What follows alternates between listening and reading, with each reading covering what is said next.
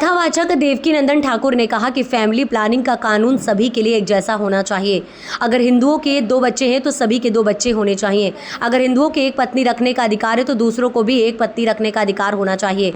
जबलपुर पहुंचे देवकीनंदन ठाकुर ने प्रेस वार्ता में कहा कि जो भी पार्टी भगवान कृष्ण की जन्मभूमि बनाने में हमारा सहयोग करेगी, हम उसको पूरा सहयोग करेंगे। आज के मुस्लिम भाई जो यहाँ रह रहे हैं वो पहले हिंदू थे, उनके पूर्वज भगवान राम और कृष्ण की पूजा करते थे। हमारी आत्मा में राम है, मथुरा, काशी और अयोध्या एक सनातनी के आत्म स्वरूप है। इन तीनों जगहों से किसी प्रकार का कोई समझौता नहीं किया जाएगा। हम किसी पार्टी विशेष के नहीं हैं। देवकीनंदन ठाकुर के जबलपुर आगमन पर पत्रकारों से चर्चा के दौरान देवकीनंदन ठाकुर ने कहा कि मैं कैमरे के सामने बोल रहा हूं कि विपक्ष के सभी नेताओं में से कोई भी श्री कृष्ण जन्मभूमि बनाने में हमारा सहयोग करेगा। आगामी 2029 के चुनाव में हम उसे जिताने की कोशिश करेंगे। सनातनी परंपराओं को लोगों तक पहुंचाने का हम प्रयास करेंगे। कथा के माध्यम से हम जबलपुर और मध्य प्रदेश जहां भी आसपास के लोग हैं उनसे प्रार्थना करेंगे, आप अपने बच्चों को लेकर कथा में पहुंचे। चाहे एक आध बुजुर्ग घर में रह जाएं, लेकिन बच्चे उस कथा में आप अपने बच्चों को लेकर पहुंचे, क्योंकि जो एजुकेशन स्कूल और यूनिवर्सिटी में नहीं दी जाती है वो प्रयास हम करेंगे कि पुराणों के माध्यम से आपके बच्चे मानव बन सकें, अच्छे मानव बन सके। अच्छा मानव बनेगा, ज्ञानवान मानव बनेगा तो क्या करेगा? वो समाज को सुख देगा, वो परिवार को सुख देगा, वो देश को सुख देगा, वो देश का नाम करेगा। और कोई मतलब खूंखार बन गया तो परिवार को भी दुख देगा, प्रदेश को भी दुख देगा, देश को भी दुख देगा, जो भी सामने आएगा उसको दुख देगा। तो ये कार्य करने का प्रयास हम कथा के माध्यम से करेंगे। सनातनियों से निवेदन करने आए हैं कि आप सभी परिवार के सहित, बच्चों के सहित कथा में पहुंचे। दूसरा, कल हम यहीं से MR4 रोड विजयनगर से लगभग 1:30-2 बजे अनेकानेक वाहनों के साथ सनातन यात्रा लेते हुए कथा स्थल तक पहुंचेंगे। तो ये लगभग 15-20 किलोमीटर, 25 किलोमीटर का ये रहेगा और इसमें हम सभी सनातन प्रेमियों के साथ कथा स्थल में जाएंगे और वहां कथा प्रारंभ करेंगे। उसी कथा के माध्यम से हम मध्य प्रदेश के लोगों को यह भी बताएंगे कि पूर्व में जो सनातन पर आघात हुए हैं उन आघातों से उबरने का समय है। अब प्रयास करें हम, अब जैसे अयोध्या में भगवान श्री राम का भव्य दिव्य मंदिर का निर्माण हुआ है, वैसे ही कथा के माध्यम से ही हम ये प्रयास करेंगे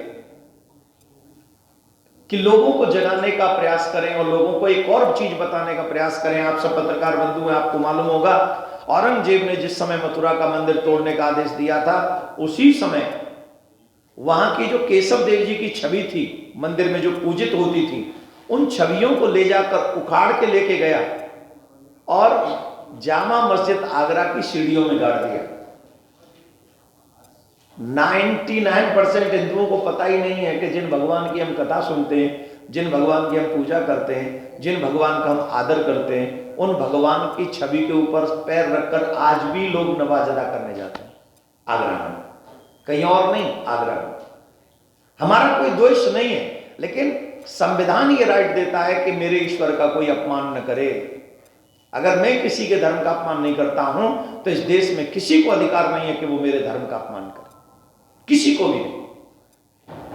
तो ये भी हम सनातनियों को बताने का प्रयास करेंगे। उसके लिए हम लड़ाई लड़ रहे हैं। हमने कोर्ट में केस किया हुआ है, आगरा कोर्ट में केस किया हुआ, कृष्ण भूमि में केस किया हुआ, और इसका हम प्रयास करेंगे कि मध्य प्रदेश में भी जो लोग कथा सुनने आए उनको भी सत्य को और तथ्य को बताएं। और ये मैं अपनी मुंहमादी बात नहीं बोल रहा हूं, इतिहास की कुछ किताबों में इसको पढ़ने को मिलता है। आप गूगल पे जाएंगे, माजरे आलमगीर ये किताब है, उसे आप पढ़ेंगे, उसमें भी मिलेगा। एक फ्रांस के पत्रकार हैं, उन्होंने किताब मैं डॉक्यूमेंट्स के पर लिखी है, आप उसको पढ़ेंगे, उसको भी आपको पढ़ने को मिलेगा। तो it's not my words only, ये मेरे सिर्फ शब्द नहीं है, ये तथ्य है, ये सत्य है। तो इन कार्यों को करने के लिए हम सभी सनातनियों को जगाने का कार्य करेंगे और सनातनियों से कहेंगे अभी नहीं तो कभी नहीं, आपको जागना होगा। अपने बच्चों को बचाने के लिए, अपनी परंपराओं को बचाने के लिए, आने वाली पीढ़ी को बचाने के लिए हमारी सबकी रिस्पॉन्सिबिलिटी है कि सनातन के साथ खड़े हो जाएं। चाहे आप जो भी हैं, आप चाहे जिस पद पे हैं, आप चाहे जहां तक पहुंचे हैं, लेकिन आपको नहीं भूलना चाहिए कि सबसे पहले आप सनातनी हो। और अगर आप सनातनी हो तो जहां से जितना सहयोग कर सकते हो सनातन को बचाने का सहयोग करें। हम मिटाने की किसी को बात नहीं कर रहे, लेकिन कोई हमें मिटा जाए ये भी हमें होने नहीं देना चाहिए।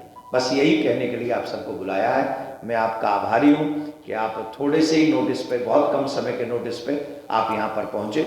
और अगर आप प्रश्न भी करना चाहेंगे कि करके तो प्रश्न भी कर सकते हैं। जिन लोगों ने आक्रमण किया था वो हमारे परवानीजन नहीं थे, वो बाहरी आक्रांता थे, चोर थे, लुटेरे थे। और आज के जो मुस्लिम हैं वो हमारे यहाँ हिंदू भाई थे, पहले कन्वर्ट हुए हैं। उनके पूर्वजों ने रामकृष्ण की पूजा की है।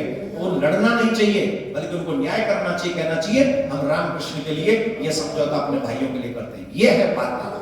और जो पार्टी कृष्ण भूमि बनाने में हमारा सहयोग करेगी हम उसका साथ देंगे। अभी महाराज जी आपने कोई प्रपोजल किया सरकार को कि मथुरा में बनना चाहिए, कब तक की प्लानिंग? देखिए अभी तो चुनाव चल रहा है, अभी तो वो कुछ बोलेंगे नहीं इस विषय पे। हमने 5 बातें रखी थी और सब सनातन संसद में, जिसमें से एक बात उन्होंने तुरंत स्वीकार करी। एक और बात थी वेब सीरीज वाली, ठीक नहीं? वेब सीरीज, ये वेब सीरीज हमारे समाज का हित कर रही है या नहीं कर रही है? कैसी कैसी बुरी चीजें आ रही है। तो 67 प्लेटफॉर्म्स सरकार ने बंद किए अभी कुछ समय पूर्व, और आप सब पत्रकार बंधु जानते हैं। तो उन्होंने इसको स्वीकार किया, इसके लिए धन्यवाद के पात्र हैं। हमने ये भी कहा कि मंदिर जो सनातनी मंदिर है, आप देखेंगे कि कोई मंदिर, कोई पूजा स्थली सरकार किसी अन्य के अंडर में नहीं हो, किसी के अंडर नहीं। सरकार के कोई पूजा स्थली, अन्य धर्म की पूजा स्थली सरकार के अंडर नहीं है, लेकिन हिंदुओं के टेम्पल ही सरकार के अंडर है। तो हमने कहा कि उन सरकारी मंदिरों के पैसों से गुरुकुलम बनने चाहिए। हर एक जिले में 5-5 गुरुकुलम बने, जिससे हमारे बच्चों को संस्कार मिल सके, सभ्यता मिल सके। मॉडर्न गुरुकुलम बने ना, जिसमें वो हमारे बच्चे आज के सारी एजुकेशन को भी प्राप्त करें, और फिर अपने जो भारतीय परंपरा है, जो सभ्यता है, संस्कार है, मातृवत प्रदारेषु परद्रव्येषु लोष्टवत आंपत सर्वभूतेषु यह पद से सपंडितः। कहाँ ये संस्कार? पराई माता बहन को अपनी माता बहन समझो, आजकल क्या समझते हैं? पराई धन को मिट्टी समझो, आजकल क्या समझते हैं? ये ज्ञान है हमारा कि पराई धन, सोना भी पड़ा हो तो हाथ में लगाओ, अब चवन्नी भी पड़ी हो तो जेब में धर के चल देते हैं, गुटखा काम खाएंगे। ये चरित्र रह गया हमारा। चरित्र का हनन होते ही व्यक्ति का हनन, पतन हो जाता है। तो ये सारे ज्ञान हमारे बच्चों को मिलने चाहिए। तो इसके लिए सरकार ने, जो सरकार हमारे मंदिर अपने कब्जे में कर रखे हैं, या तो सबको कब्जे में करे पूजा स्थलियों को, या फिर हमें आजाद करे। और हाँ, एक और बात आप सबके माध्यम से कहना चाहते हैं, जो अधिकार वक्फ बोर्ड को दे रखे हैं वैसा ही सनातन बोर्ड तैयार हो, और सनातन को भी वही राइट्स मिलने चाहिए जो वक्फ बोर्ड को मिले। एक देश एक कानून।